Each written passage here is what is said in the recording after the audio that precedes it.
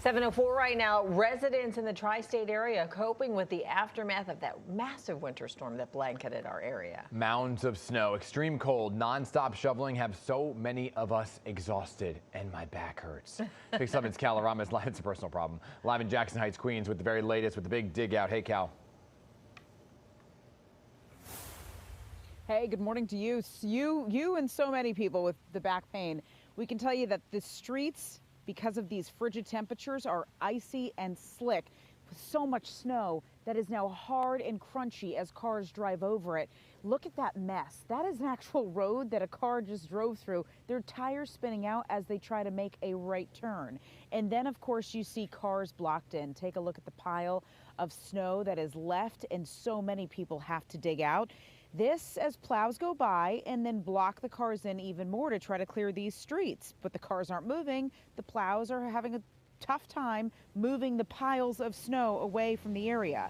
The city says more than 2,000 sanitation workers at any given time, every 12-hour shifts, are on duty clearing snow. Here in Queens, you can see it's not an easy drive. We drove around this morning. You can see the streets, how treacherous they are. Sidewalks, very narrow, a very narrow walking path. And then, of course, the roads have a narrow driving path as well. So cars that need to pull out, it's even more difficult for those cars to pull out. 10 inches fell in this area on Sunday, at least, and some bus stops were covered. Cars needed to be pushed out, which had neighbors, well, being neighborly. Dealing with it best we could, staying inside. More so just watching everyone on their cars get stuck and helping them push it out and everything like that. If an individual is in danger, right, danger to themselves or to others, we will involuntarily remove individuals to the hospital.